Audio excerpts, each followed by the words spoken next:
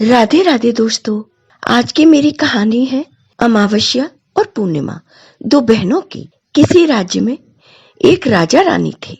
उनके दो बेटियां थीं, जिनमें एक का नाम था अमावस्या और दूसरी का नाम था पूर्णिमस्या।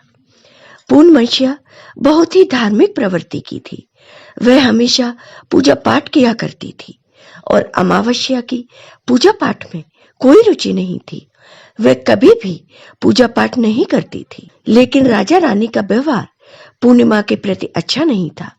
वो अमावस्या को चाहते थे। उनके दो पुत्र भी थे, तो राजा रानी अपने पुत्रों का ज्यादा ख्याल रखते थे। धीरे धीरे समय बीतता है और दोनों बहनें बड़ी हो जाती हैं। फिर सब राजा से कहते हैं कि अब इनका विवाह कर दीजिए। राजा ने कहा, हाँ, विवाह तो करना ही है।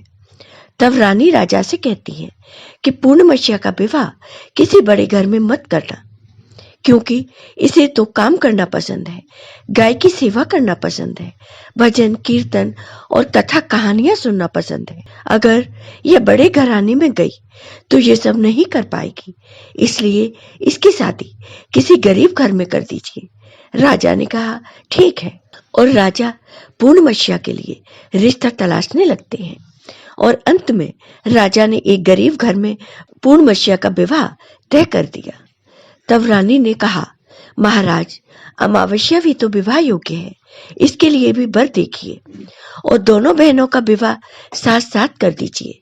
राजा ने उसी गांव के राजा के बेटे के साथ अमावस्या का विवाह तय कर दिया। राजा ने रानी को बताया तो वह बहुत खुश हुई और मन में सोचने लगी, अब देखते हैं कि पूर्णमस्या गरीब के घर कैसे रहती है, बहुत पूजा पाठ करती है, देखते हैं इसके भगवान इसकी क्या मदद करते हैं। फिर समय आने पर राजा ने अपनी दोनों बेटियों का विवाह कर दिया। अमावस्या को बहुत धन दौलत दी, लेकिन पूर्णमस्या को कुछ भी नहीं दिया। पूर्णमस्या के भाई भाभियां उसे बहुत चाहते थे, क्योंकि वो अपनी भाभियों का काम में हाथ बटाती थी, लेकिन अमावस्या उन पर रौब जमाती थी। फिर अमावस्या और पूर्णमस्या दोनों अपनी अपनी ससुराल चली गईं। एक बार की बात है, अमावस्या ने अपने घर पर सिर्फ चर्चा रखी और उसने सबको बुलाया, लेकिन अपनी बहन पूर्णमस्या को नहीं बुलाया।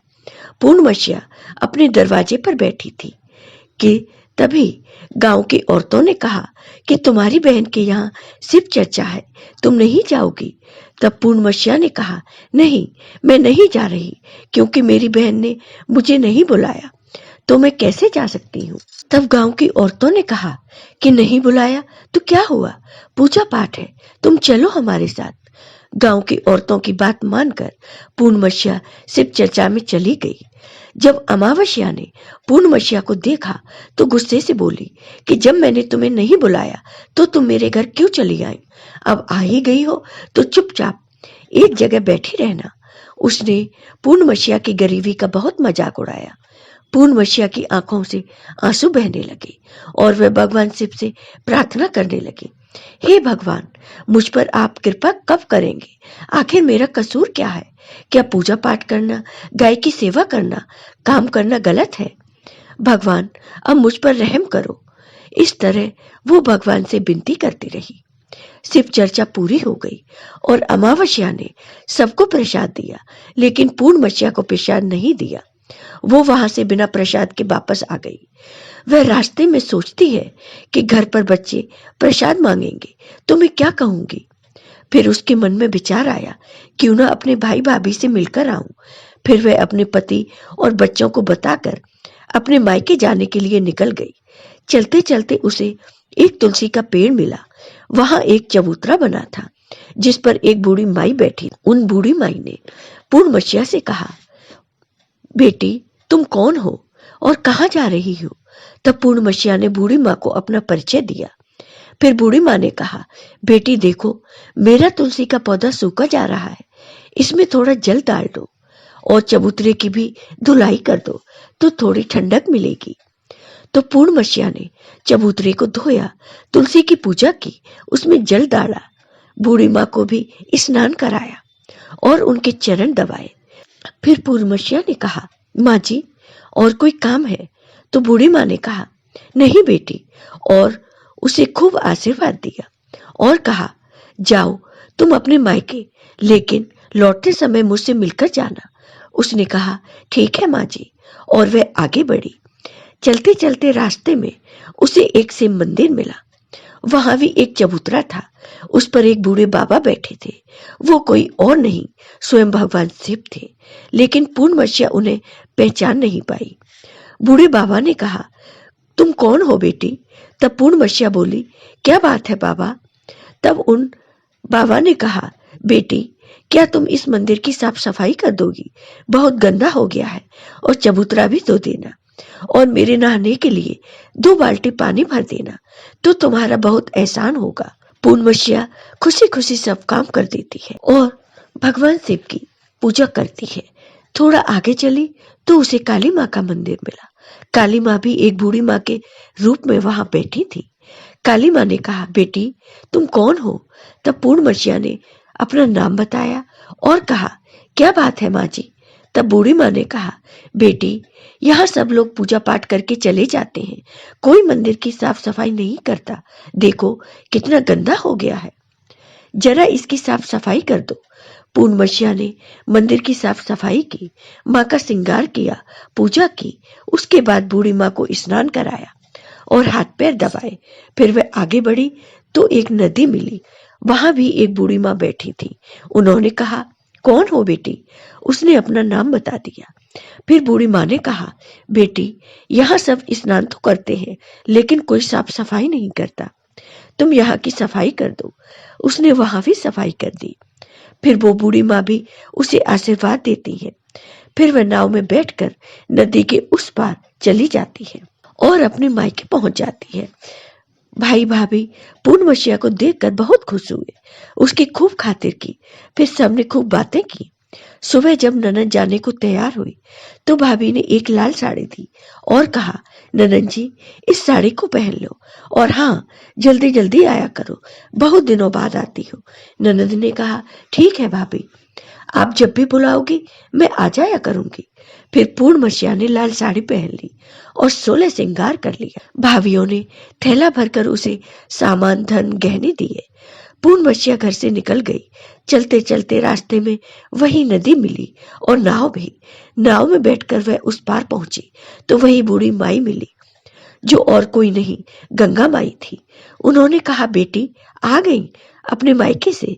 पूर्णमस्या ने कहा, हाँ माँ जी। तब बूढ़ी माँ ने एक थैला दिया और कहा, इसे ले जाओ, मैं कहाँ रखूंगी, बहुत भारी है, और हाँ, इसे रास्ते में मत खोलना, घर जाकर ही खोलना। पूर्णमस्या ने कहा, ठीक है माँ जी, और वह वहां से चल दी। आगे चली तो काली माँ का मंदिर मिला। वहां भी वो बूढ़ी माँ थी। उन्होंने भी पूर्णमस्या को एक थैला दिया। अब उसके पास 3 थैले हो गए। फिर कुछ आगे बढ़ी तो शिव मंदिर मिला। वहां भगवान बूढ़े बाबा के रूप में बैठे थे। उन्होंने भी उसे एक थैला दिया। वो लेकर पूर्णमस्या आगे बढ़ी तो तुलसी माँ मिली। उन्होंने भी एक थैला दे दिया। अब पूर्णमस्या अपने घर पहुंच गई और वो 5 थैले खोलने लगी। सबसे पहले उसने अपने मायके का थैला खोला। उसमें से खाने पीने की चीजें, कपड़े, बच्चों के खिलौने और बहुत सामान निकला। बच्चे उन्हें पाकर बहुत खुश हो गए। दूसरा थैला जो गंगा माँ ने दिया, उसे खोला तो उसमें सोना चांदी भरा था। तीसरा थैला जो काली माँ ने दिया, उसमें 16 श्रृंगार भरा था। चौथा थैला जो भगवान शिव का था, उसमें सब खुशियां, धन, संपत्ति सब भरा था। 5वां थैला तुलसी माँ का, उसे खोला तो उसमें चावल, गेहूं सब भरा था। अब पूर्णमस्या के घर किसी प्रकार की कोई कमी नहीं थी। धन, संपत्ति, अन्न भंडार से उसका घर भर गया। पूर्णमस्या खुशी खुशी रहने लगी।